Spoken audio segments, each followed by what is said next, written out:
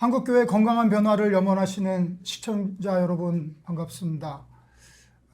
교단총회에 참가한 후기 영상으로 인사드리게 되었습니다. 저는 교회개혁실천연대 공동대표 맡고 있는 남호성 목사이고요. 네, 저는 교회개혁실천연대의 집행위원이고 또 성산국 이사장 구교형입니다. 반갑습니다. 네, 반갑습니다.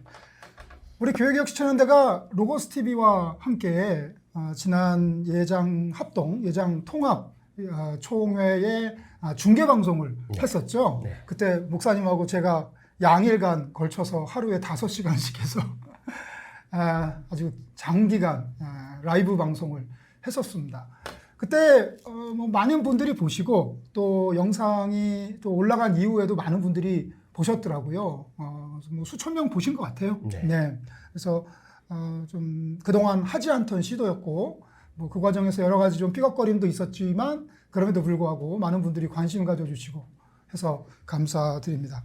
오늘은 그 전체 총회에 대해서 간략하게 정리하고 넘어가는 시간 가지려고 해요. 그래서 예장 합동, 예장 통합뿐만 아니라 기독교 장로회, 또 기독교 침례회도 있었죠. 그 총회들에 대해서 전체적으로 총평 한번 하고 넘어가려고 하고요. 특별히 취재했던 현장 뉴스엔조이 기자들, 그리고 또 이번에 중요한 안건들의 해당자 되시는 분들 모시고 또는 전화로 인터뷰하면서 이번 시간을 한번 진행해 보려고 합니다. 오늘 이곳 방송하는 곳은 뉴스엔조이가 위치해 있는 카페바인이라는 카페이고요. 저는 여기 딸기 주스, 목사님은 아이스티 맞습니다. 네. 여기 맛있습니다. 충무로 필동에 있습니다. 많이 방문해 주시고 그리고 또 뉴스엔조이 카페바인 응원해 주시면 감사하겠습니다. 먼저 목사님, 우리 이번에 통합합동 총회 저랑 같이 중계하시면서 양쪽 교단총회 보셨는데 전체적인 총평부터 한번 해주시고 우리 얘기를 시작할까요? 네네. 최근에 몇 년 사이에는 사실 교단총회가 그렇게 뜨겁지 않았습니다. 좋은 것이겠죠.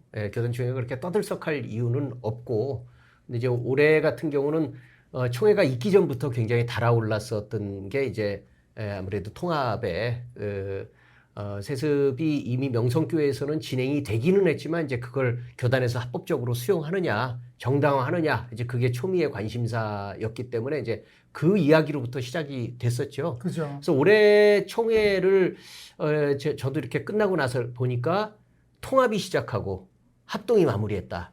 그렇게 정리해야 하면 딱 맞을 것 같습니다. 그래서 합동이 워낙 뜨거운 이슈를 제기가 됐었고 거기에 관심들이 많이 모였고 거기에 비한다면 이제 합동은 이제 여성 목사 안수가 제기는 되었었지만 한두 해의 얘기는 아니고 그러니까 아무래도 그쪽에서 총회에서는 목사 안수를 주는 대신 강도권을 주는 걸로 그렇게 얘기를 하는 것으로 마무리가 되지 않을까라고 해서 대부분 그렇게 무난하게 가는 줄로 알다가 이제 갑자기 뒤집혔죠. 그래서 자세한 얘기는 또 나중에 함께 나누시겠지만 그런 면에서 다른 교단들이 전체적으로 제가 이제 오랫동안 교회개혁 활동을 하고 또 교회 총회 참가를 하면서의 느낌은 총회들이 확실히 예전보다는 사회적 분위기에 많이 수용을 하려고 하는 노력은 저는 보인다고 생각을 하거든요. 근데 이제 그런 것들이 다 무화되죠. 이렇게 큰 사건 하나들이 기득권에 묻혀서 전혀 변화됨이 없는 오히려 또 전에 보지 못하던 희한한 광경까지 연출되는 그런 것들이 다 뒤덮어서 참 끝나고 나서는 참 많이 참담했습니다. 그죠. 교단총회를 바라볼 때마다 큰 기대를 가지고 바라보진 않지만 그래도 행여나 하는 신락 같은 그런 생각은 하는데 올해도 좀 역시나 좀 참담했던 것 같고 그 목사님 말씀해 주신 것처럼 사회적인 압박에 또 요구에 순응하려는 그런 시도는 있었지만 그 결과가 잘 맺히지는 않았다. 이렇게 정리할 수 있을 것 같습니다. 이제부터는 우리가 개별 교단 좀 집중적으로 살펴보려고 하는데요. 먼저 예장 합동 교단부터 살펴볼게요. 게스트 모시고 얘기 시작할 건데 우리 예장 합동 교단 집중적으로 취재하신 뉴스엔조이 최승현 기자님 모시고 말씀 나누도록 하겠습니다. 기자님, 시청자 여러분 모르는 분도 계시니까 잠깐 네. 인사 부탁드립니다. 네, 안녕하세요. 저는 뉴스엔조이에서 취재 기자로 일하고 있는 최승현 기자라고 합니다. 매년 교단 총회 때 예장 합동 교단 총회 찾아서 취재하고 있습니다. 네. 올해 기자님은 전체적으로 봤을 때 일단 강론에 들어가기 전에 전체적으로 봤을 때 합동총회 어떤 느낌으로 평가하세요? 제가 올해 8번인가 아마 총회를 이제 간 것 같은데 아, 네. 그 첫 해 인상이 너무 강렬해서 지금은 많이 좋아졌다. 네, 많이 양반이 됐다. 이런 생각을 그때는 많이 동물 총회였죠. 그렇죠. 예. 예. 제가 말씀하세요. 제가 입사하기 전 몇 년 전에는 뭐 교단 총무가 나와서 가스총 들고 설쳤던 일도 있었다 그래요. 근데 첫 해에 갔을 때는 어떤 목사님이 자기가 뇌물을 2천만 원을 받았다고 5만 원짜리 돈다발 4개를 들고 이렇게 흔드시더라고요. 양심선언. 예. 그리고 뭐 교단 총회에 검은 옷 입은 그 용역 들고도 오고 네. 그랬었는데 지금은 아주 그런 것에 비하면 정중하고 조용하게 진행이 외견상으로는 그렇게 되고는 있습니다. 아무래도 이번에 예장 합동총회 가장 핫 이슈라고 할 수 있는 게 여성 강도사고시 응시 자격을 부여하는 걸로 했다가 그걸 취소한 사태. 그게 아무래도 가장 크죠. 총회 둘째 날에 그 여성 사역위원회에서 이제 청원한 내용, 그게 이제 통과가 됐다가 넷째 날 가가지고 그걸 취소한 사건. 그거 현장에서 어떻게 보셨어요, 기자님? 일단은 그 둘째 날 여성사역자위원회 보고가 다른 순서에 비해서 되게 먼저 하더라고요. 그렇더라고요. 네. 저도 의아했어요. 그 이제 회순이 좀 뒤로 가 있는 순서인데 이 여성사역자위원회는 특별위원회라고 해서 매년 그 위원회 존속을 이제 허가받아야 되는 위원회인데 상설위원회 보고 시간에 둘째 날 땡겨서 하더라고요. 네. 그래서 무슨 의미인가 했는데 그렇게 하면서 이 여성에게도 목사 후보생, 그다음에 강도사, 고시를 볼 수 있는 자격을 주기로 보고를 했는데 아무도 반대를 안 하시더라고요. 그러게요. 그래서 굉장히 좀 많이 놀랬고, 물론 이제 저희가 작년에 여성한수 투쟁사라는 기획 기사를 쓰면서 뭐 교단 내에서도 그 헌의안도 올리시고 또 그 총회 회관에서 여성한수 공청회도 여시고 네. 이제 안에서는 이제 어느 정도 계속 여론을 조성을 하고 계셨다는 건 알고 있었지만 그래도 누가 나와서 반대 한마디 할 줄 알았는데 굉장히 스무스하게 통과가 돼서 좀 많이 놀랐어요. 그러게요. 이렇게 될 거라고 생각도 못했고 이 상설위원회로 전환하는 것도 사실은 굉장히 쉬운 일이 아닌데 그렇죠.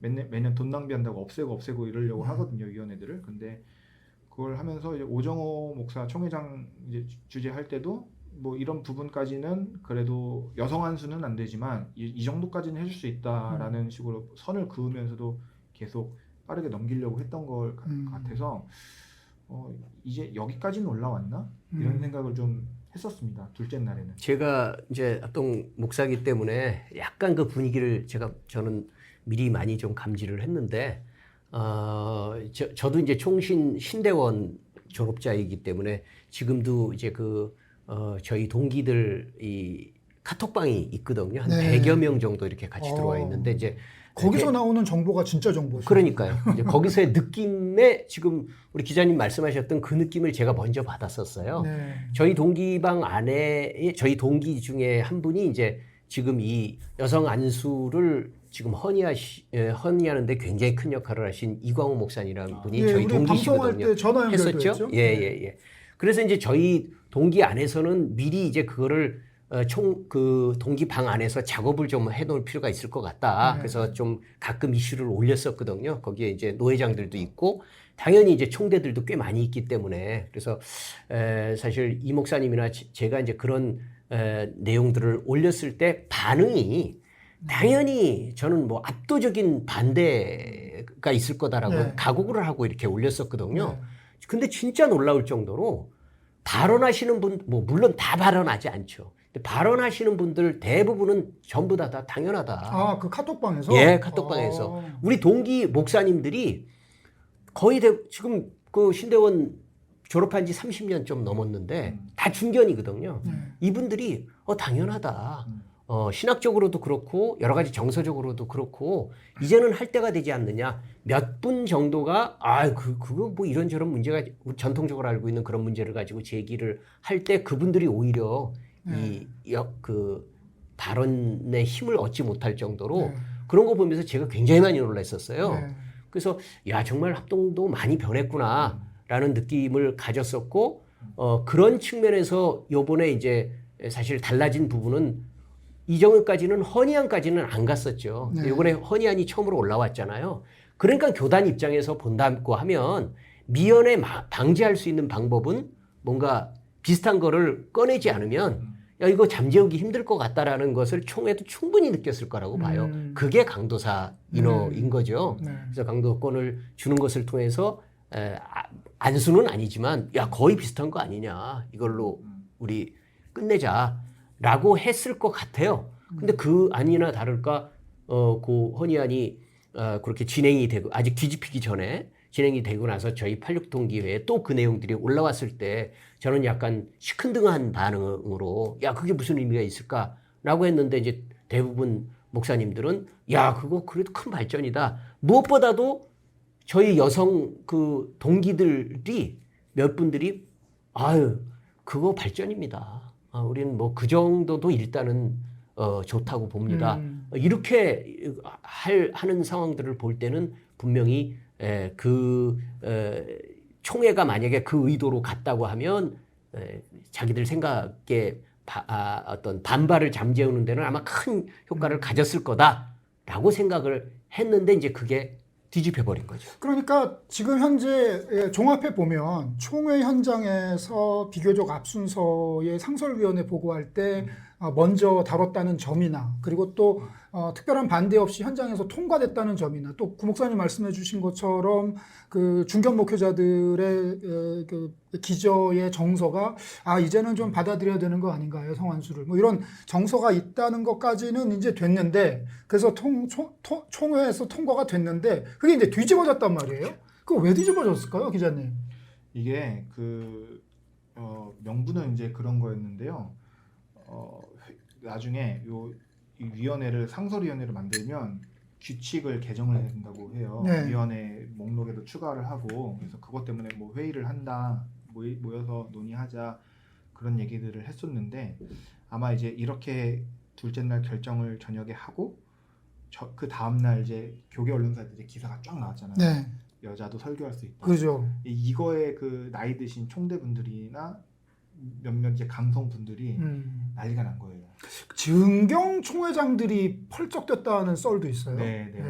제가 그 있었던 곳이 2층 기자실이 있고 그 옆방이 증경총회장실이었는데 저는 못 들었는데 지나가시는 분들이 막 거기서 회의 시간 끝나기만 하면은 그렇게 막 난리를 치셨다고 그렇게 얘기하시는 분들도 있더라고요.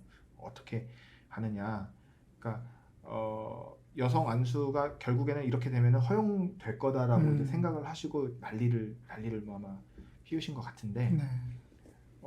그래서 둘째 날 분위기로 봤을 때는 절대 뒤집힐 거라고 생각을 저도 못했고 네. 뭐 저뿐만 아니라 누구도 그렇게 생각을 안 했죠. 왜냐하면 총회에서 한번 결의한 걸 그렇게 뒤집는 걸 거의 본 적이 없으니까 뭐 이대로 가나 보다 생각을 했는데 이제 조금 이상한 조짐이 있었던 건 넷째 날 점심 오전 회무 끝나고 점심에 신학부, 규칙부, 그다음에 총회 임원회, 여성사역자위원회 이렇게 모여서 1시간 정도 회의를 하겠다는 거예요.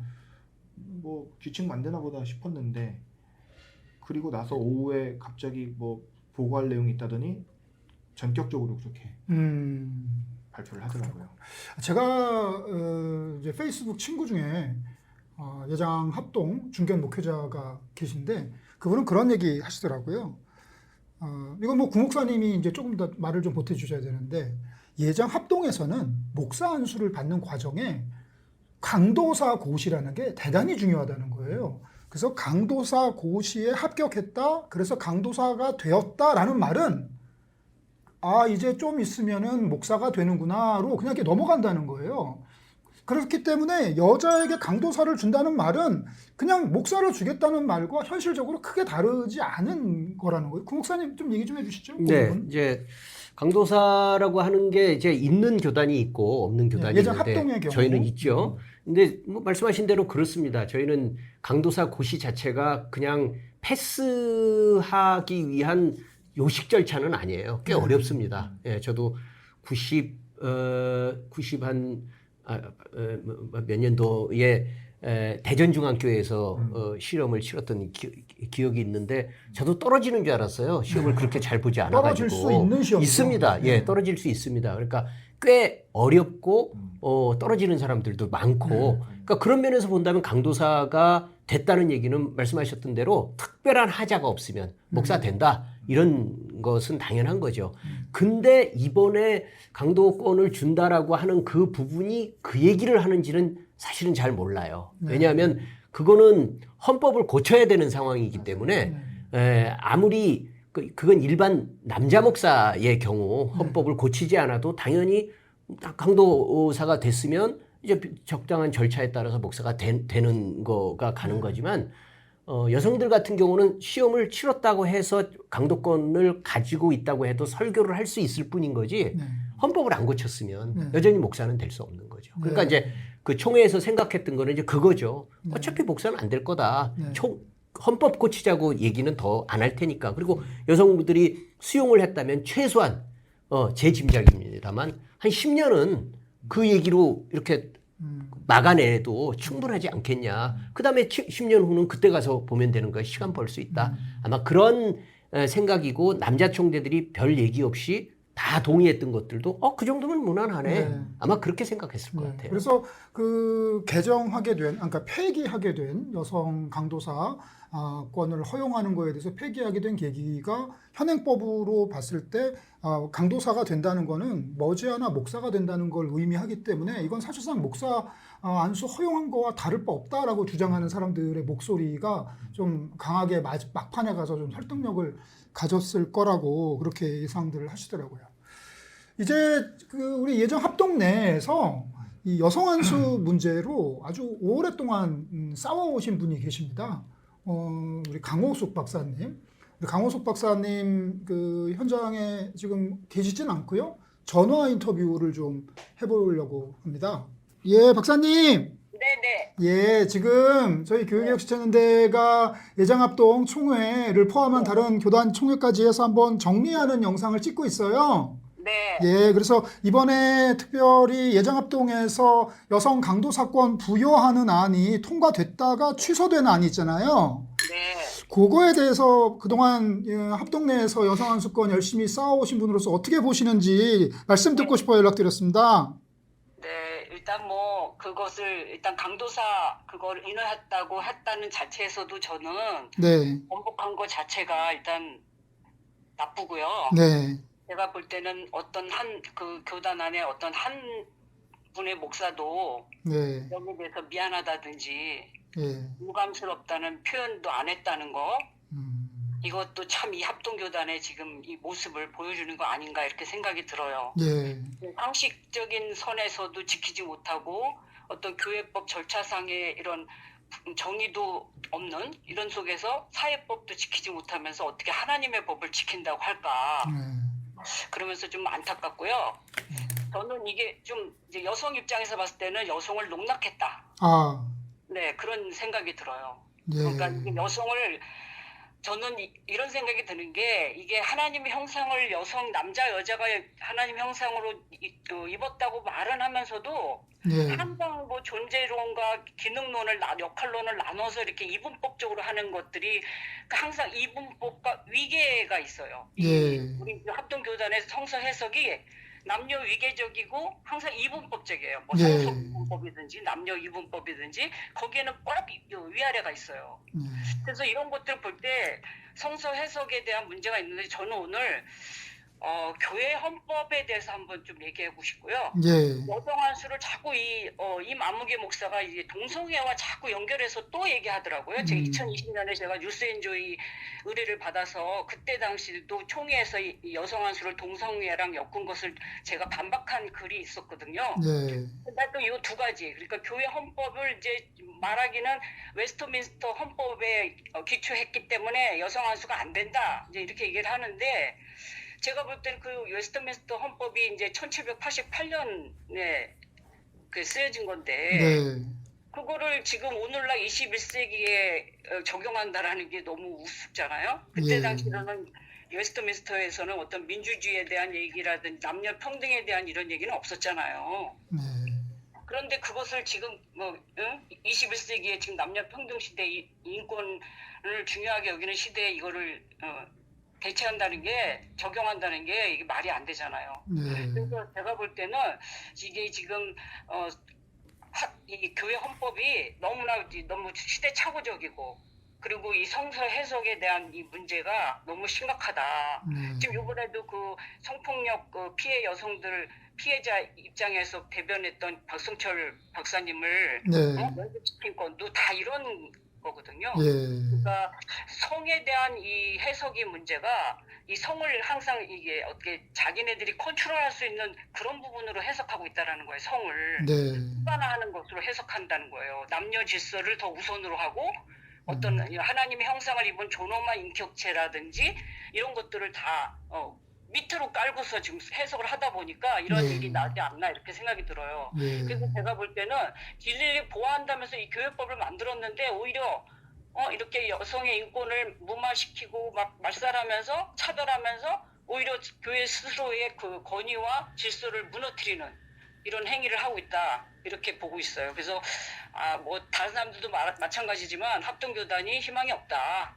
이렇게 생각하고 있고요. 그다음에 이제 임안무개 목사가 여성 안수가 동성애로 이어진다. 이게 어떤 실용주의로 가는 것이다. 이렇게 얘기를 하는데 거기와 덧붙여서 이게 만약에 그러면 여성 안수가 동성애 문제면 지금 여성 안수가 이루어지는 교단은 다 동성애 쪽으로 갔다는 얘기와 똑같은 거거든요. 그러게요. 근데 이게 과잉 일반화의 오류가 되는 거고 그쪽 뭐 통합교단 이런 데서는 들고 일어나야 돼요. 이 문제에 대해서는 자신들을 동성애자로 취급하고 있으니까. 네. 그다음에 그러면 여성 안수가 동성애다 그러면 남성 안수는 이성애인데 그러면 이성애에서 발생되는 많은 그 성폭력, 성차별, 성희롱 이런 것들은 뭐 괜찮다는 건지. 그러니까 너무 이게 지금 모든 인간의 그 성 문제, 젠더 문제를 다 동성애 하나로 다 하나 보니까 완전히 낙타는 삼키고 하루살이만 걸러내는 그런 말도 안 되는 해석을 하고 있다. 예. 저는 이렇게 생각을 하고요. 그 실용주의 얘기하는데 자신들이야말로 지금 실용주의를 잘 보여주고 있잖아요. 총신대가 이제 사립학교인데 네. 그 교육인적자원부에 지원을 받으려면은 이 남녀 평등해야 되니까 이번에 그 법인이사도 여성 3인이 들어갔잖아요. 네. 그런 것들 자기네들이 실용주의를 지금 이제 본을 보이고 있잖아요 지금.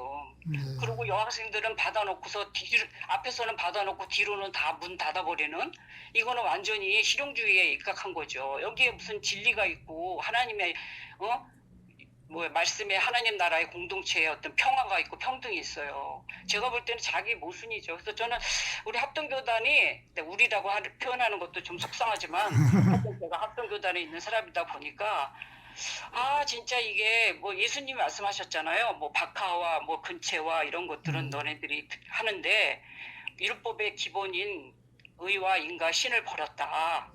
저는 그게 딱 오늘 합동교단의 모습이 아닌가 이렇게 생각을 해요. 예. 네. 그동안 그 합동교단의 여성 안수 문제로 그동안 정말 많이 수고해 주셨고 그렇기 때문에 이번 결과를 받아들이는 심정이 남달리 더 좀 참담하실 것 같아요. 네. 예. 그럼에도 불구하고 뭐 우리가 인간에게서 희망을 찾을 수 없을 때 하나님께 희망을 찾으니까 예, 그런 생각을 하면서 우리 같이 한번 그 기대의 끈을 놓지 않고 한번 계속 개혁의 노력을 했으면 좋겠습니다. 그럼요. 소리를 계속 내야죠. 예. 네. 그래서 이제 우리 합동이 이제 좀 말 그대로는 더 이상의 이제 안에서는 자정 능력이 없고 남성 교단으로 왕국 교단으로 가서 결국은 침몰하지 않을까 저는 이렇게 생각하고 있습니다, 목사님. 예, 갑자기 연락드렸는데 통화 응해주셔서 감사드리고요. 네. 예, 목사님. 개혁 7편년대 이렇게 여성의 소리를 낼 수 있도록 도와주시고 함께해 주셔서 감사합니다. 예, 감사합니다, 박사님. 네, 예, 감사합니다. 안녕히 계세요. 네. 강호석 박사님하고 전화 통화를 했습니다. 강호석 박사님이 화가 많이 나 계신 것 같아요, 구 목사님. 예. 뭐 애정을 갖고 이게 떠나지 않는다는 건 애정이 있어서 그러는 거거든요. 그럼요. 예, 애정을 많이 갖고 노력을 했는데도 불구하고 본인의 수위에서는 수용하기 어려운 것임에도 불구하고 많은 여성 동역자들은 그 정도면 좀 우선적으로 좋지 않겠느냐 했던 것마저도 네. 저렇게 뒤집은 것에 대해서 그냥 단순히 어떤 뭐 행정이 혼란스럽다 이런 문제가 아니라 딱 아까도 그렇게 얘기하셨지만 여성을 무시하는 거예요. 어느 네. 정도 생각하고 있는지 줬다 뺏는 마치 이런 느낌을 얼마나 모멸감을 느끼겠어요. 예. 네. 지금 아마 여성분들은 다 그런 모멸감을 느끼실 것 같습니다. 아까 이제 자연스럽게 화제를 이어가면 우리 여성 안수권 이야기로 이어질 수 있는 이야기가 이번에 나왔던 성윤리 예방 매뉴얼 채택건인 것 같아요. 저는 구 목사님하고 맨 처음에 그 내용을 그냥 언뜻 쑥 훑어보고 뭐 나쁘지 않다고 생각했어요. 예장합동이 이런 것도 하네. 목사들이 더 이상 성범죄 하지 않고 하기 위해서 나름 노력하겠다 그래서 저는 좋게 생각을 했어요. 저희가 계속 주장했었죠. 예. 예. 그런데 이걸 꼼꼼히 읽어보니까 아주 우스꽝스러운 지점들이 발견이 된 거죠. 기자님, 그게 어떤 내용이죠? 이게 원래는 그 성폭력 윤리가 아니고 성폭력 예방 및 대응 지침서, 요게 이제 원래 제목으로 무려 이 원안이 지난해 말에 이미 나왔다 그래요. 작년 말에. 네, 그래서 이거 위원장을 맡으신 목사님도 이건 꼭 만들어야 된다는 그 문제의식이 굉장히 강하셨고, 그래서 일반적인 초안을 빨리 만들어서 뭐 이런저런 내용을 넣어놓고 이제 검토를 하기로 한 건데, 중간에서 이 위원회 서기를 맡으신 목사님이 성폭력이라는 단어를 쓰면 너무 가슴이 아프다고 네. 그런 이제 취지로 얘기를 하시면서 성폭력은 다양한 문제를 다 담을 수 없고 폭력, 그러니까 이분은 뭐 때리고 물리적 폭력 이런 것만 생각을 하신 것 같은데 다 바꿔야 된다고 강력하게 주장을 하셨다 그래요. 네.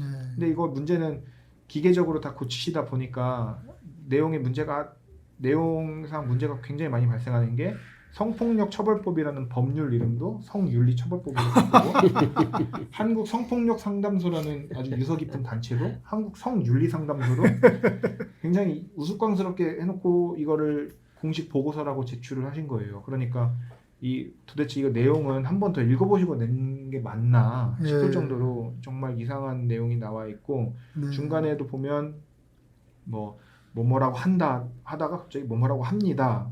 이런 식으로 문장도 꼬여 있어서 뭐 몇 개를 계속 짜깁기해서 붙이신 게 아닌가 네. 이런 생각도 좀 들고, 예. 뭐 필요한 개념들을 이제 넣으려고 애쓰신 흔적은 보이지만 꼼꼼하고 치밀하게 해서 내시거나 이런 성폭력 매뉴얼이 왜 중요한가 이런 것에 대한 논의는 많이 좀 부족한 채 나온 것 같다. 예. 이런 생각이 좀 들었습니다. 그런 것 같더라고요. 제목부터 그래요. 교회 성윤리 예방. 어떻게 성윤리를 예방합니까? 성폭력을 예방하지. 성윤리는 증진해야죠. 예, 성윤리를 강하게 갖도록. 근데 성윤리를 예방하겠대요. 그래서 맨 처음엔 못 느꼈는데 들으면 들을수록 웃기더라고요. 그래서 보면은 이번에 여성 안수건도 그렇고 이번 그 보고서 성윤리 보고서 건도 그렇고 뭔가 합동이 뭘 하려고 하긴 해요. 그런데 허접해. 그래서 보기 딱해요. 그동안 안 하던 걸 하려고 하다 보니까 뭘 어떻게 해야 되는지도 모르고 스텝도 꼬이고 하면서 많은 사람들한테 좀 조롱을 안겨다주는 그런 일들이 좀 있었던 것 같습니다. 기자님은 여기까지 하고 보내드리고 여기서 이제 자연스럽게 이 성윤리건, 성폭력건과 관련해서 아주 이슈가 됐던 교회가 있어요. 그래서 그 교회의 일을 돕기 위해서 예장합동의 목사님이 열심히 수고하셨는데 역으로 면직을 당하는 이런 코미디 같은 사건이 또 예장합동에 있었습니다. 그래서 우리 해당자 되시는 우리 박성철 교수님 모시고 말씀을 이어가겠습니다. 기자님 수고 많으셨고요. 네, 감사합니다. 네. 예. 안녕하세요. 예, 박성철 목사님 오셨습니다. 반갑습니다. 네, 안녕하세요. 우리 못 뵌 지 꽤 됐어요. 바쁘게 잘 살고 있는데.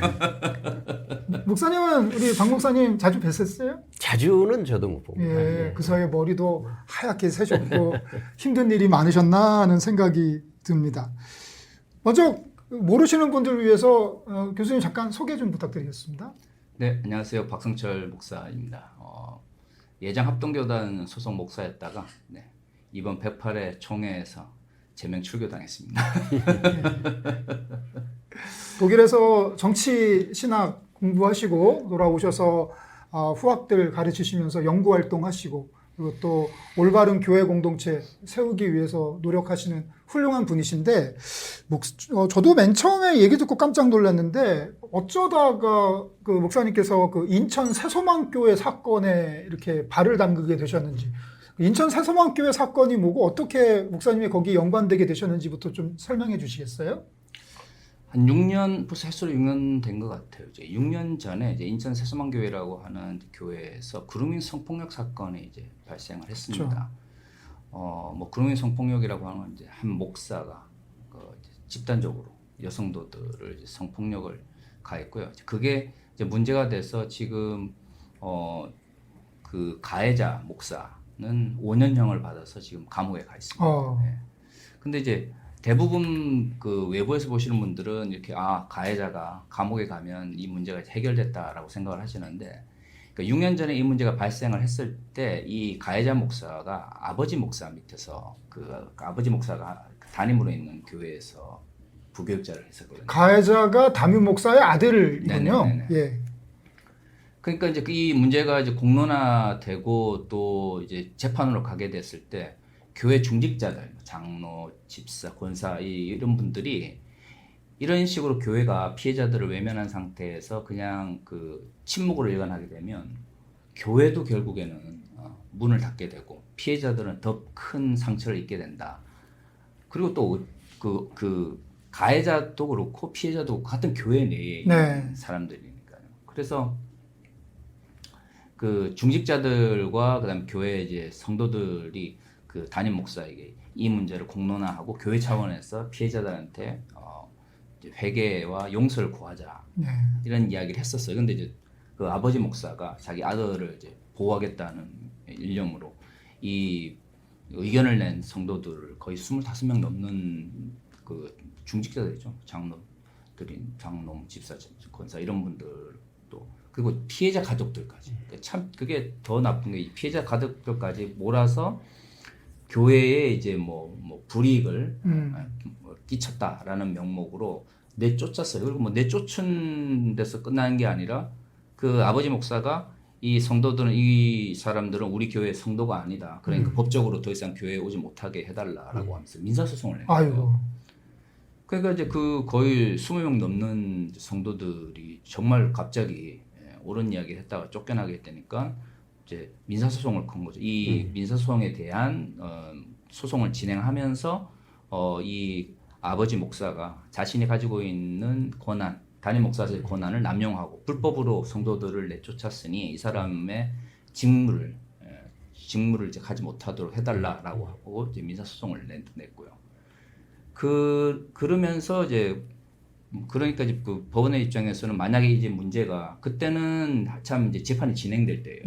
재판이 이제 진행이 될 때였기 때문에 만약에 이제 문제가 해결이 되면 그러면 이 법적으로 지금 이 여러 가지 꼬여 있는 이 교회적으로 꼬여 있는 이 문제를 해결할 수 있는 뭐 임시 단회장과 같은 직무대행자가 있어야 되지 않느냐라고 해서 직무대행자를 이제 추천을 해달라고 그랬고 이제 피해자들하고 이제 피해 교인들이 아마 저한테 연락하기 전에 몇몇 분들한테 전화를 드렸던 것 같아요. 근데 아무래도 그 가해자의 아버지 목사가 예장 합동교단에서 계속 그 교단 정치를 하던 사람이에요. 위세가 있는 분이죠. 네네. 그래서 다들 이제 피하고 있었는데 저는 그때 이제 막 독일에서 공부 마치고 귀국해서 한 3년 됐을 때였고 제가 그 이야기 들었을 때 너무 마음이 아픈 거예요. 그러죠. 네, 왜냐면 이 교단 차원에서 이 문제가 복잡하게 된 게 뭐냐면 교단이 이 문제에 대해서 성폭력이잖아요. 그럼 성폭력을 가한 이 가해자이자 지금 감옥에 가 있는 아들 목사를 면직을 시키고 피해자에 대해서 교단 차원에서 이 문제를 해결해야 되는데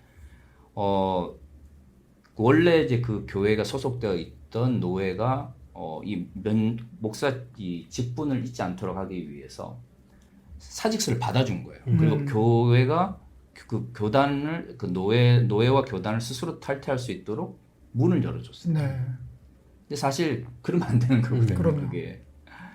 그러니까 그 이야기를 듣고 야 어떻게 교단이 이럴 수가 있나, 어떻게 노예가 이럴 수가 있나, 어떻게 목사가 이럴 수가 있나 이런 생각이 들어서 그때는 제가 뭐 전혀 그게 2021년 6월 말인가 7월인가 정확하게 제가 날짜는 기억이 안 나는데 그 피해자 그 교인 중에 한 분이 저한테 전화를 주셨어요. 그래서 이렇게 해서 직무대행자가 필요한데 목사님께서 좀 해주시면 좋겠다. 예. 그래서 이제 고민을 많이 했죠. 그렇죠.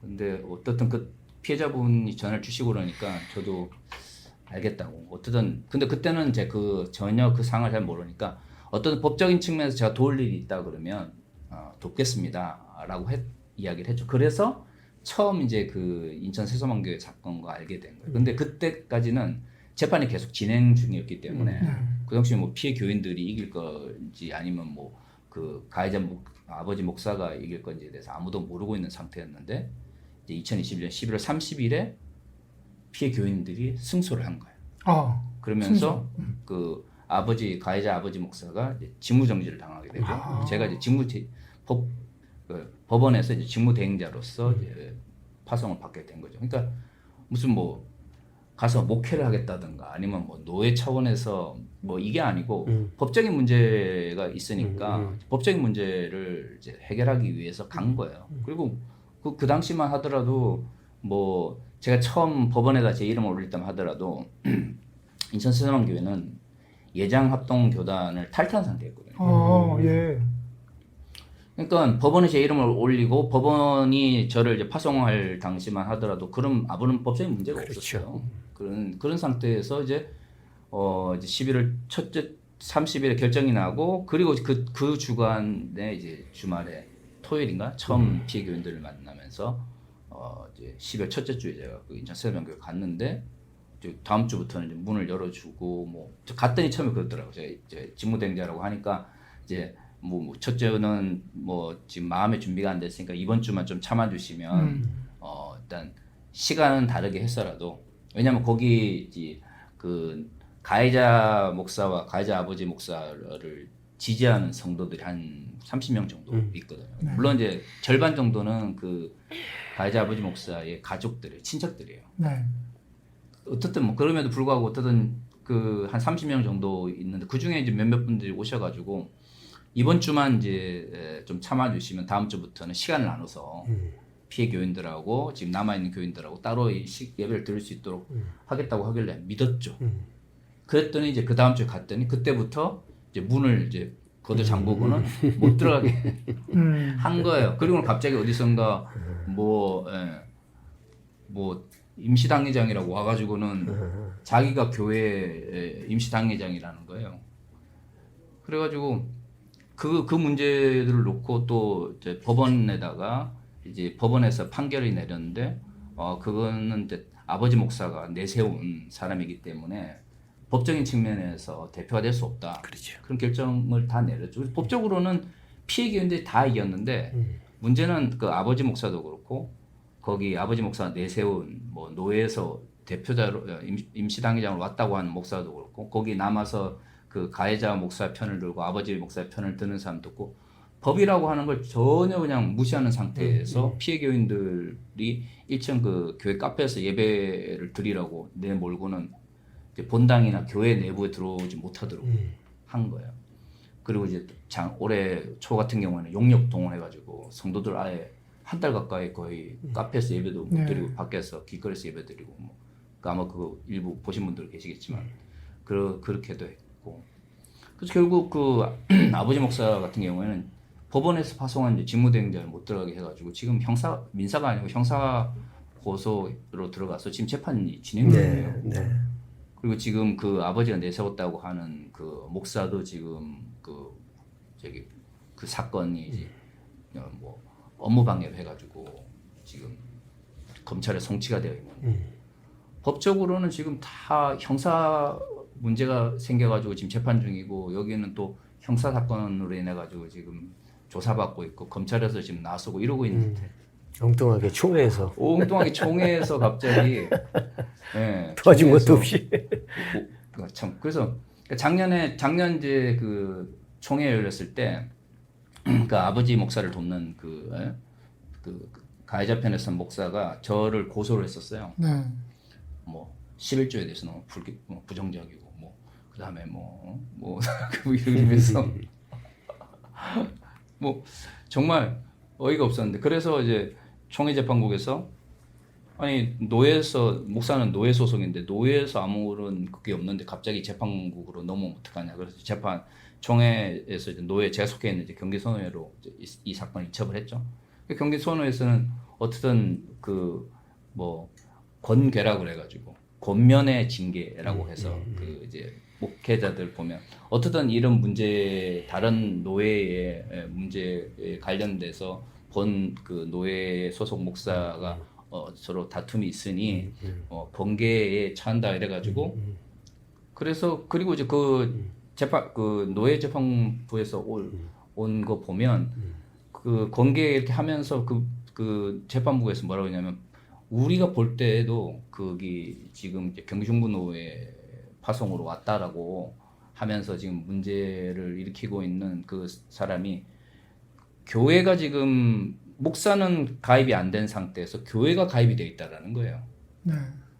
근데 어느 거기 그 피해 교인들이 그 교인의 그 권리를 회복했음에도 불구하고 피해 교인들한테 물어보고 다시 예정합동에 경기 중부노예로 재가입을 하겠다라고 물어본 것도 아니고 나중에 뭐 서류를 보니까 무슨 권한 대행인가 하여튼 직무 대행 하여튼 뭐 그런 이상한 단체를 만들어 가지고 한 거예요. 근데 사실 노예 예정합동 노예법이나 그 총회법에서는 그렇게 해가지고 노예가 교회를 받아주고 이러는 게 아니거든요. 네. 당회를 하고 그렇죠. 총회를 하고 해가지고 하는 거지 무슨 직무대행이니 무슨 권한대행이니 해가지고 교회를 받아줄 거면 그냥 아무나 다 받아주지. 그러면 굳이 뭐 특정 교단 소속 교회일 필요가 없잖아요. 그러니까 교회를 받아줘가지고 그 경기중문회에서 임시단위를 보냈다는 것 자체가 불법인데 그거를 이제 총회가 바로 잡을 생각을 해야 되는데 총회는 이제 거기에 대해서 노예가 알아서 하라면서 이제 작년에 이제 슬쩍 이렇게 책임을 떠넘기고 나서 그래서 제가 속해 있는 경기선호회에서 같은 경우에는 거기 경기중부노회의 그 인천 세수만교회 이름 바꿨죠. 한소만교회로 이름 바꿨는데 인천 세수만교회가 가입이 된 것 자체가 정상적인 절차를 거치지 않은 것 같다라고 거기 아예 이야기를 해가지고 총회에 올려 보냈는데 그리고는 뭐 아무 이야기도 없다가 갑자기 이제 그 이번 총회에서 그것도 마지막 날 총회 끝나기 진짜 한 시간도 안 된 상태에서 우르르 재판국 나와가지고는 총회 재판국 관련된 결정이 났으니까 이거 이제 승인해달라고 이야기를 하면서 그 중에 이제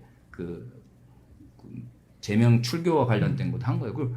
아니 한 목사 더구나 한 교단 목사의 제명 출교를 다루는 건데 재판국에서 저를 불러가지고 이게 지금 고소한 게 맞느냐, 고소한 사람이 올린 이야기가 맞느냐 이런 것도 물어보지 않고 더구나 재판의 절차가 없었죠. 저번에 제 절차도 없었고 그리고 원래 총회법에 의하면 노예에서 정직 이상의 징계가 있을 때만 총회재판국에서 이보다 더 심한 그 징계가 필요하다 할 경우에만 재판국에서 이제 할 수 있는 거예요. 권계는 그 총회에서 이제 징계 절차 중에서도 제일 낮은 단계 권면의 징계거든요.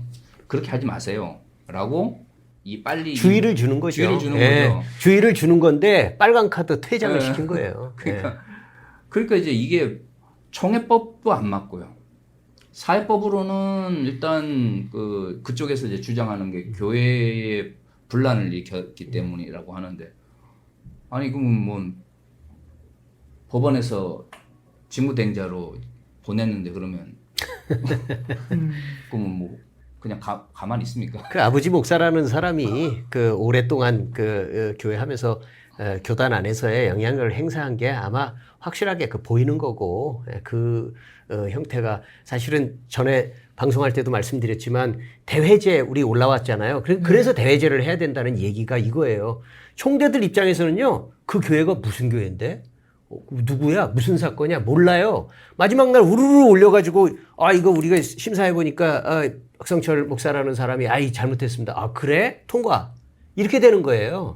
그러니까 이 교단의 그 조목조목한 내용들을 제대로 다룰 수 있는 그 판이 안 돼요. 1,500명씩 모여가지고 그 전국에 1년 동안 있었던 사건을 어떻게 그거를 합니까? 그 정치 목사들이 알고 잘 알죠. 악용을 하는 그럼요. 거죠. 그럼요. 그럼 그런 문제가 계속 반복됐잖아요. 네. 네. 그러면 최소한 이런 그 제명 출교와 관련된 문제를 이렇게 교권을 가진 사람들이 자기들 원하는 대로 아니 최소한 자기들이 모여가지고 총회를 했으면 총회 법은 지켜야죠. 총회법도 어기고 사회법도 어기고 도대체 뭐 그 법을 다 무시한 상태에서 자기들 원하는 대로 할 거면 그러면 굳이 뭐 총회를 하고 교단을 만들 이유가 뭐가 있습니까? 그러게 말이에요. 그러게 말이에요. 결국 성폭력을 가한 목사 그리고 그의 아버지이면서 그 교회 담임 목사가 그 성폭력 피해자 그리고 피해자를 도우려는 사람들을 그 몰아내고 또 그 교회 그 피해자들과 함께 법적인 합당한 싸움에 동참하신 목사님을 오히려 자기의 정치 능력을 악용해서 이번 총회에서 아무 절차적 근거 없이 그냥 면직해버린 아주 어이없는 사건인데 목사님 그러면 이제 어떻게 하실 거예요? 그냥 당연한 거로 받아들이시지는 않을 거 아니에요? 일단 저는 뭐 예장합동 소속 목사라는 직분 자체에 대한 뭐 집착이나 미련은 없습니다. 뭐 아니 저는 뭐 다른 건 다 떠나서 저는 그 적어도 교회가 고통받고 있는 사람들에게 그 손을 능력이 안 돼서 손을 잡아주지는 못할 망정 짓밟을 만들죠. 어떻게 교회가 그를 짓밟을 생각을 하면 더더구나 그 교권 가진 목사의 이해관계 때문에 그 말이 안 되는 거기 때문에 저는 그럼에도 불구하고 예장합동 내에서 이거를 바로잡을 수 있는 힘이 없는 거 아니겠습니까? 그러게요. 그런 측면에서는 뭐 거기에 제가 소속돼서 너무 뭐 예장합동 소속 목사이기 때문에 너무 자랑스러워요 이런 생각은 없고요. 단지 이거는 사회법 측면에서도 불법이고 이거는 교단법 내에서도 불법이기 때문에 어느 쪽이든 바로잡을 생각이고 더 그렇기 때문에 일단 그 결정과 관련된 효력정지 가처분을 신청할 생각이고 법적인 측면에서 제가 할 수 있는 모든 걸 다 할 것이고 법적인 측면뿐만 아니라 앞으로 정말 이런 정말 불법이 교단 내에서 반복되지 않도록 모든 걸 다 할 생각이에요.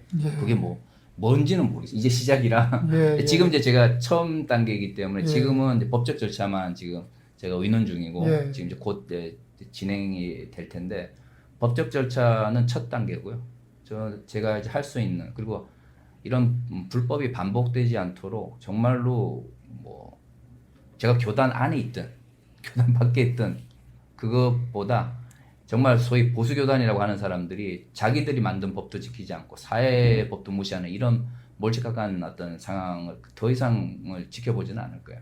그러니까 뭐 제가 할 수 있는 한 모든 방법을 다 동원해서 이 불법에 대해서 저항할 거고 또 이것이 잘못되었다라고 앞으로 계속해서 알릴 생각입니다. 법적인 절차를 통해서는 그 교단의 불법성이 쉽게 드러나리라고 저는 추정을 해요. 비근한 예로 그 어떤 우리 뭐 또 아시는 분 아시지만 어떤 교단의 원로 목사님께서 그 교단의 그 교회의 그 여성 안수에 대해서 교단의 뜻과 다르게 옹호하는 입장을 가졌다는 이유로 노회에서 이제 파직되셨던 일이 있는데 그게 또 법으로 했을 때 바로 또 복원이 됐었거든요. 그래서 이 총회가 아주 비상식적인 그 작태를 벌인 거기 때문에 목사님의 복권이나 그런 거는 큰 문제는 없을 거라고 생각을 하고 하나 이제 계속 연결되는 게 뭐냐면은 이번에 여성 안수건도 그렇고 성윤리 매뉴얼 건도 그렇고 이번 건도 그렇고 다 이게 성적인 문제로 연결이 되거든요.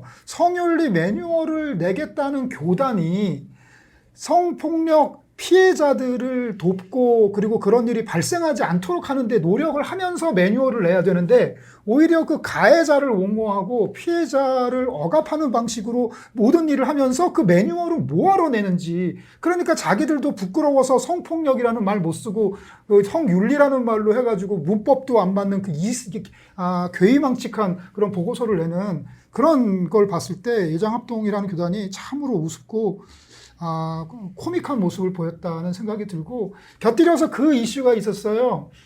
갑자기 그 예장합동에서 뉴스앤조이 교회개혁10주년대 등의 단체들의 뭐 이단성을 조사해달라. 그래서 몇 년 전에 했거든요. 근데 이걸 왜 갑자기 또 하나 했더니 그거를 발의한 노회 그리고 또 그 주체 세력들이 바로 말씀하신 그 인천세소망교회 그 목사, 가해자 목사 측을 옹호하는 쪽 사람들이에요. 그러니까 개혁연대, 뉴스앤조이 등의 단체들이 피해자를 옹호하고 그 사건을 정의롭게 처리하려고 하니까 한번 이거나 먹어봐라 하면서 그냥 아무 의미 없이 몇 년 전에 이미 면밀하게 조사했는데 또 한 거죠. 더 웃긴 건 조사를 안 했다는 겁니다. 한 번도 공문을 보내서 자료 요청을 하거나 아니면 누가 와서 면담을 하거나 한 번도 없이 그냥 그 홈페이지하고 인터넷에 나와 있는 내용 쓱 보고 그냥 그 알맹이도 없는 보고서를 썼더라고요. 웃긴 건 우리 개혁연대의 공동대표 명단을 틀렸어요. 공동대표 명단이 바뀐 지가 지금 몇 개월이 지났는데 그 전 명단을 가지고 그러니까 아무것도 조사를 하지 않고 뭐 하긴 뭐 목사 하나를 파직하는데도 아무 조사하지 않고 하느니 이런 예장합동의 작태가 아주 우스꽝스러웠습니다. 아유 목사님 되게 그래도 기분이 좋진 않으실 텐데 사랑하는 그 모교단에서 애증이 있으실 텐데 그래도 이런 어려운 일을 겪으신 점에 대해서 대단히 그냥 마음 아프게 생각하고요. 앞으로도 응원하고요. 목사님이 원하시는 방향으로 가는 것이 하나님이 기뻐하시는 방향이라고 저는 개인적으로 생각합니다. 구 목사님도 어떻게 생각하시는지요? 네, 뭐 같은 합동 목사로서 굉장히 민망한 일이고 저도 아까 남 목사님 말씀하셨던 거하고 거의 비슷한 의견인데 지금 제가 볼 때는 이 뭐 합동이 이제 대표적이지만 뭔가 시대의 추세에 대한 인식은 하고 있는 것 같아요. 자꾸 이거 변하지 않으면 안 되겠는데 근데 변하기는 싫고 그러니까 그 변하기는 싫은 마음들이 자꾸 이런저런 무리로 나타나는 거예요. 근데 저는 아마 계속 묻어두기는 어려울 거다. 왜냐하면 아까도 얘기했듯이 사회법이나 또 제도적이나 그리고 저도 우리 교단 동기 목사들의 그 부분들을 볼 때 저분들도 그런 생각을 하네? 라고 생각할 만큼 이제는 보편적인 인식들은 계속 올라와요. 근데 그럼에도 불구하고 교권을 포기하고 싶은 마음은 없고 제도를 바꾸고 싶은 마음이 없으니까 자꾸 이상한 형태로 만들어지는 과정이기 때문에 목사님 조금만 더 그렇게 애쓰시다 보면 더 좋은 형태로 바뀔 거라고 생각하고 또 혼자 하는 거 아니니까 같이 이렇게 좀 연대해서 해나가다 보면 좀 더 빠른 시일 안에 그런 좋은 개선이 있지 않을까 싶습니다. 네, 목사님 응원하고 그리고 함께 하겠습니다. 나와주셔서 또 힘든 걸음 해주셔서 감사드립니다. 고맙습니다. 예. 네. 이렇게 해서 예장 합동 이슈들 한번 쭉 살펴봤고요. 이제 예장 통합 이슈 살펴보려고 합니다. 사전에 총회 전에 워낙에 예장 통합 이슈가 뜨거웠어요. 그 장소를 왜 명성에서 하냐 이거 갖고 뜨거웠는데 정작 예장 통합은 비교적 잠잠하고 예상치 않게 예장 합동이 아주 많은 이슈들을 나타냈던 그런 총회였던 것 같아요. 예장 통합 이슈 한번 살펴볼 텐데요. 말씀드린 대로 맨 처음에 그 장소를 명성교회로 하는 건 때문에 그 총회 규탄하는 그런 모임들이 많이 있었죠. 목회자 기도회, 장신대 신학생들, 서명운동, 행진, 그리고 단체들 기자회견 뭐 이런 일들이 있었어요. 목사님 어떻게 보셨어요? 네. 아까도 모두 발언에서도 말씀을 드렸지만 통합이 굉장히 뜨거웠고 전체적인 흐름을 보면서 처음 시작할 때 개회부터 시작하고 설교를 요번에 그 현 총회장이 시작하는 설교도 하고 또 마무리하는 설교도 하는 굉장히 이상한 그 모습을 연출했던 걸로 봐서도 저는 그 통합의 총회 관계자들은 이미 마음속으로 확실하게 그 노선을 정하고 무조건 굳히기로 가야 된다. 무조건 그 세습은 이제 더 이상 통합에 대한 구설수가 되지 않도록 이번에 확실하게 힘으로나 또는 감성으로 호소를 하는 방식으로 해서 전체적인 첫날, 이튿날 그 방향들은 전반적으로 그런 쪽의 방향으로 갔던 것 같아요. 그러나 그거는 표출되기 전에 화면 위의 얘기이기 때문에 거기서 그동안 참고 발언의 기회가 없었기 때문에 말을 못했던 총대들의 그 심정들은 분명히 그 안에서 부글부글 끓었었던 걸로 감지가 됐었고, 이제 결국은 그래서 이제 1년 더 이 헌법을 현행대로 놔둔 가운데서 1년 더 연구하기로 이제 그렇게 이제 좀 뭐랄까요, 이렇게 밋밋한 형태로 그렇게 마무리가 되지 않은 건가 싶은 생각이 듭니다. 저도 이번에 그 총회 중계를 하면서 다시 한번 깨닫게 된 게 명성교회 문제가 뭐냐? 그거는 한마디로 개별 교회가 교단을 다 먹었어요. 그렇죠. 예. 그래서 분명히 교단이 세습금지법을 만들었는데, 그걸 어렵게 만들었는데, 그거를 어떤 가장 큰 대형 교회가 그거를 위반을 했고, 그거를 위반 아닌 걸로 만들어주자 하는 것에 그 교단의 모든 사람, 거의 모든 사람들이 일치단결해서 위법하는데, 자기들이 만든 법을 어기는데 힘을 모으는, 그리고 그 맨 앞에 깃발 든 사람이 이번에 총회장으로 승격된 전 부총회장 김의식 목사. 저는 그 개회 설교 듣고 제 귀를 의심했습니다. 설교를 잘 하다가 막 갑자기 개별 교회 담임 목사를 뽑는 건 그 교회 교인들 권한이다. 목사, 장로, 자녀들이 목회직을 승계할 수 있는 길을 열어주는 것이 그게 형평성에 맞는 거다라는 얘기를 설교 중에 노골적으로 얘기하는데, 저는 깜짝 놀랐어요. 누가 봐도 이번 총회 때 그 안이 어떻게 다루어지냐가 가장 초미의 관심사인 상태에서 바로 그 해당되는 교회 예배당, 그리고 해당되는 교회의 그 성가대가 그 전체 총회석의 한 4분의 1? 그 정도를 차지한 상태에서 또 그 직후에는 그 담임 목사 해당자인 김하나 목사가 와가지고 장로들 다 불러서 인사한답시고 그 앞에서 선되고 뭐 이런 모양 속에서, 하긴 뭐 개최 전부터 준비 고문이 김사만 목사였으니까 뭐 말할 것도 없는 거죠. 그래서 야, 이게 가장 큰 교회 한 교회가 교단을 다 먹었구나. 그래서 거기에는 법도 없고 뭐도 없구나.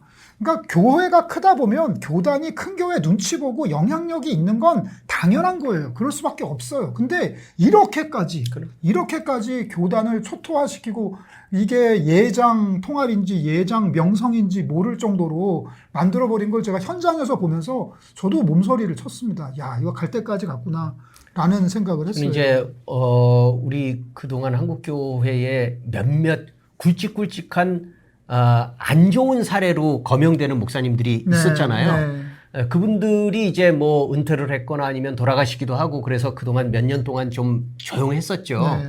근데 이번에 제가 볼 때는 김삼원 목사야 알려져 있는 그런 마지막 남은 그런 좀 악한 행동을 전면에 나서서 하는 분이라면 네. 이 김의식 목사는 거기에 뒤지지 않을 아주 역사의 길이 남을 네.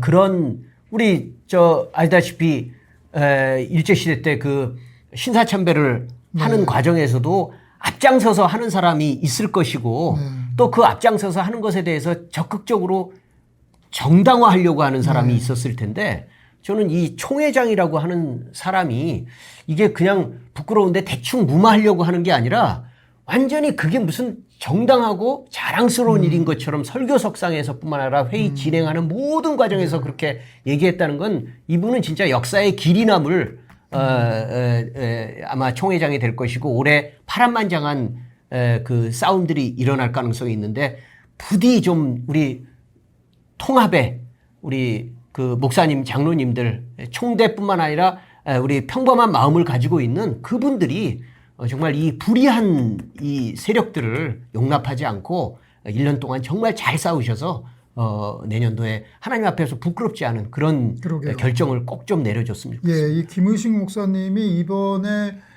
총회 장소를 명성에서 하자고 한 것도 이분의 아이디어고 상당히 개인적이고 돌발적인 아이디어고, 무리수를 던지세요. 누가 봐도 아직 그때가 안 됐어요. 아직 예장 통합 내에 명성교회 세습권으로 그 상처가 아물지 않았는데 그걸 어떻게 그냥 대충 그냥 봉합하고 그냥 어리버리 넘어가려고 했다가 큰 사전의 이슈들을 만들어내고, 그래서 이분이 그 부총회장 때 이렇게 했단 말이에요. 근데 올해는 총회장이란 말이에요.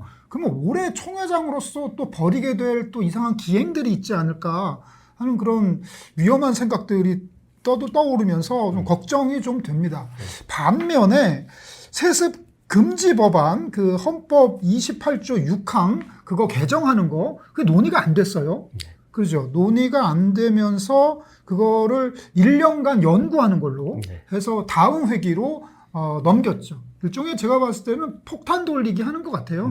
올해 우리 총회는 안 하니까 다음에 네가 해라라는 식으로 해서 넘기면서 뭐 내년에 어떻게 될까요? 통과될까요? 뭐 그거야 내막이 지금 어떻게 진행되고 있는지를 모르기 때문에 네. 좀 근데 저는 진통이 있다라고 느껴져요. 왜냐하면 이게 그렇게 일사천리로 해도 될 거라고 자신감 있게 했는데 수면 아래서는 계속 진통이 있는 겁니다. 이 말이 되냐 하면서 아마 격돌하려고 하는 그런 것들이 있으니까 야 이거 이번에서는 대충 그냥 무마하고 1년 동안 어떻게든 그러니까 이제 느낌이 그렇잖아요. 통합하고 합동하고 요번에 총회장 부총회장의 성향이 비슷한 것 같아요. 예, 오정호 합동총회장도 그렇고 또 김의식 통합총회장도 굉장히 강하게 뭔가를 이렇게 밀어붙이려는 의도가 굉장히 강한 반면에 부총은 둘 다 뭔가 좀 무난한 그런 형태로 되니까 아마 무난한 형태로 미뤄가면서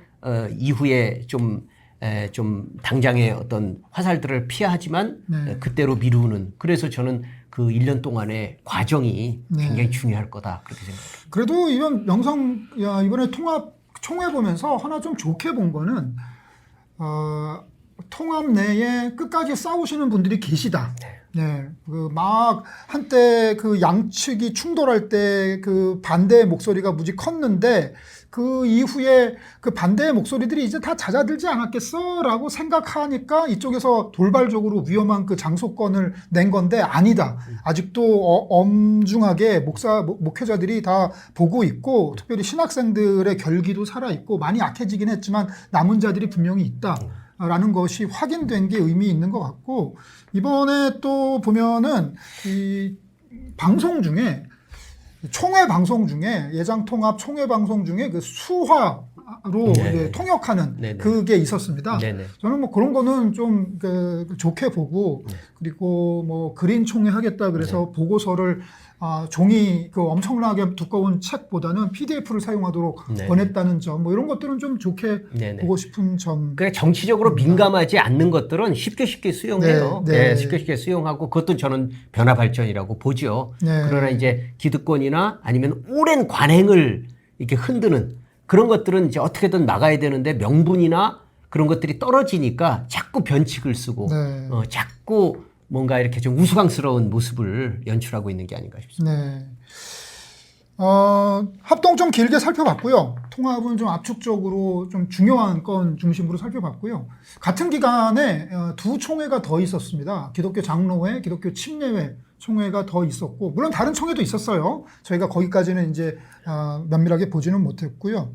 그래서 그 다른 총회들 이야기를 한번 쭉 하고 넘어가자면요. 일단 기독교 침례회 보면은 이제 앞으로 기독교 침례회에서 총회 및 산하기관 임직원의 성범죄 이력 조회를 가능하도록 하는 그런 결의를 했대요. 이런 건 참 좋은 것 같아요. 그렇죠. 기독교 장로회도 마찬가지입니다. 이번 총회에서 성범죄 및 아동학대 범죄 경력 조회 동의서 의무로 제출해야 뭐 각종 뭐 목사나 뭐 이렇게 될 수 있는 걸로 그렇게 된 거. 이런 거는 이제 그동안 교회개혁실천연대나 아니면 기독교 반성폭력센터나 해서 지속적으로 주장했던 것들이 이제 반영된 거라서 좀 긍정적으로 보여지고요. 기독교 침례회가 교단 주관하에 교단 기념일로 장애인 주일을 지정해서 개교회가 지내도록 결의를 했대요. 이거 사실 좀 늦은 감이 있습니다. 이거 뭐 각급 교단에서 다 하나 합동이 있나요? 저 잘 모르겠네.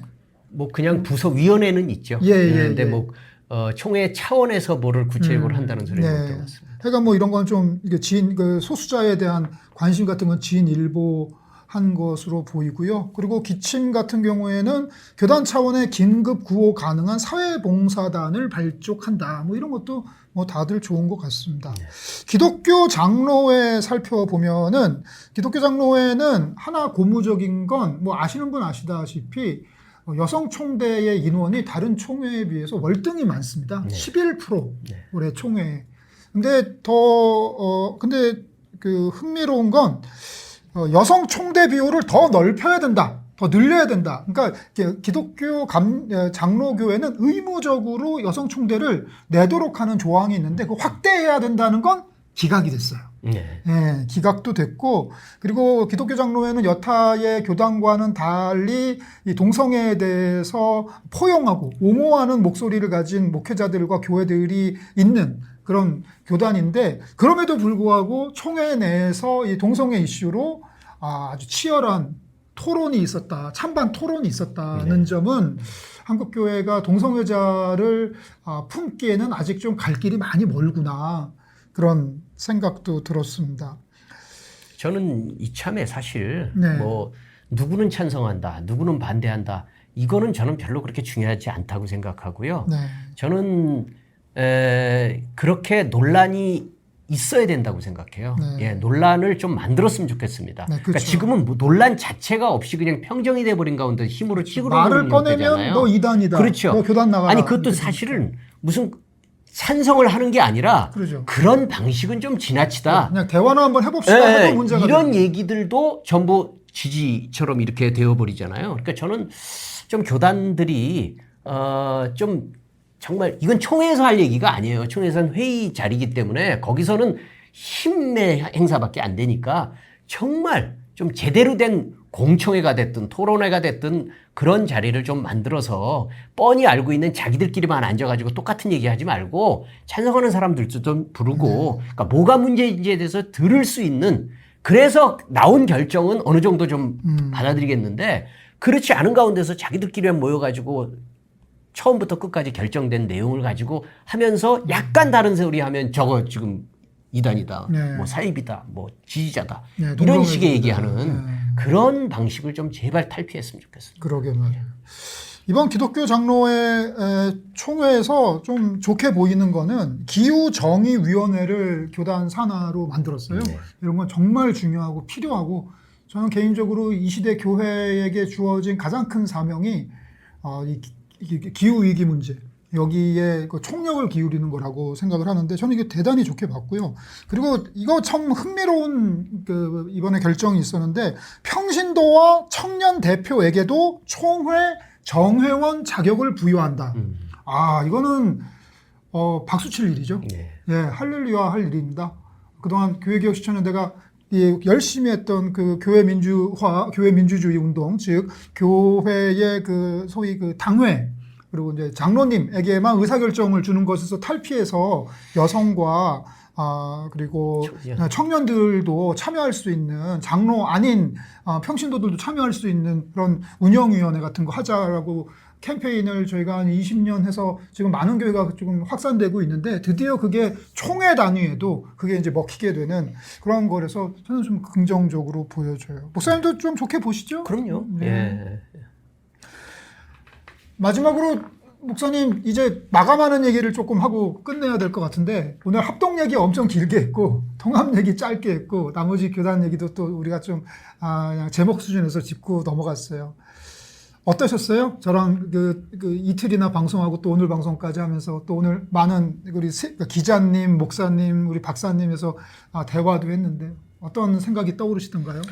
뭐 지금까지 했었던 얘기를 반복할 필요는 없을 것 같기 때문에 이 뭔가 침통하고 또 기대했던 바가 되지 않아서 또다시 실망하고 화가 나고 하는 그런 부분들은 다 이미 우리가 공유를 했기 때문에 저는 그것보다 저는 여전히 소망을 좀 얘기하고 싶어요. 왜냐하면 보기 나름인데 그냥 좋게 보자 또는 나쁘게 보자 그래서가 아니라 저는 어쨌든 오랫동안 교회개혁 활동을 해왔었고 또 저 자신도 교단에 속한 목사이기 때문에 미세하게 느껴진 그 감지가 미세하지 않더라. 네. 예, 미세하지 않고 확실히 변화의 요청에 대해서는 이제 관심을 기울이는구나. 네. 그러니까 그거는 막을 수 없다. 네. 그러나 아쉬운 건 뭐냐면 아까도 계속 얘기했었지만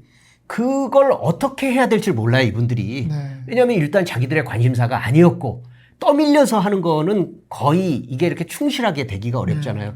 그러니까 그걸 앞장서 해왔던 사람들의 얘기를 좀 제발 들으라는 네. 거죠. 그러게요. 예, 그런 얘기들을 개혁연대도 그렇고 우리 돕고 싶은 마음이 있는 거 아닙니까? 그럼요. 예, 우리가 뭐 교단을 깨려고 하는 것도 아니고, 아니죠. 예, 한국교회에 대해서 무슨 뭐 일부러 억하심정 갖고 덤비는 것도 아니고, 우리도 한국교회 일원이기 때문에 잘 되기를 바라는 그런 심정으로 얼마든지 도울 마음이 있으니 좀 그런 변화들을 만들어 가려고 하면 자기들끼리 아까 그 성윤리 네. 지침서처럼 자기들끼리 그냥 짜깁기 해서 엉터리 같이 그렇게 하지 말고 좀 다른 사람들의 의견을 들어서 제대로 된 한국교회가 수용할 수도 있고 당신들도 첫 걸음을 뛸 수 있는 그런 방식의 다양한 변화들을 좀 수용해야 될 때가 왔다라는 말씀을 그분들께도 전해드리고 싶고 그렇기 때문에 우리 활동하는 분들도 네.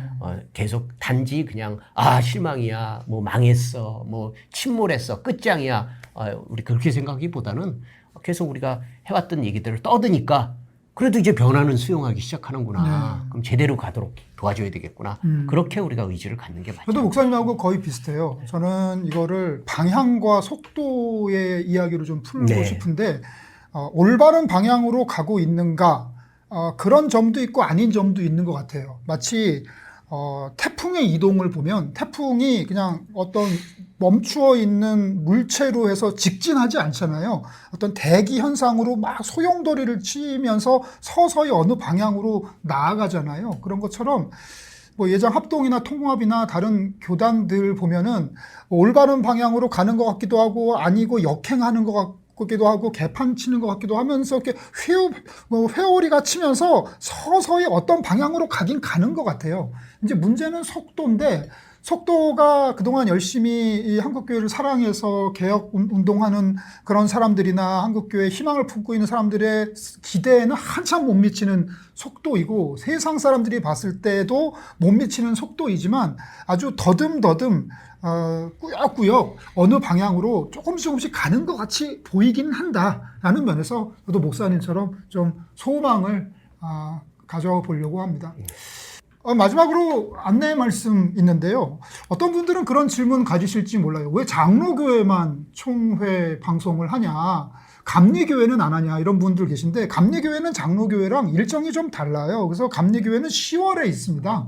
기독교 대한감리교회 입법총회라고 하는데요. 10월 25일부터 27일까지 강원도 고성에서 있고요. 이번에 감리교 총회에서 흥미로운 게 뭐냐면 감리교가 NCCK 그리고 WCC 탈퇴하자는 법안이 올라와 있대요. 그리고 이 세습 금지 법안을 수정하려는 움직임, 예장 통합처럼 수정하려는 움직임이 또 이제 올라와 있대요. 그래서 이것도 우리가 좀 관심 가져야 되는 부분이고 개혁연대가 계속 관심 가질 테니까 여러분도 함께 따라와 주시고요.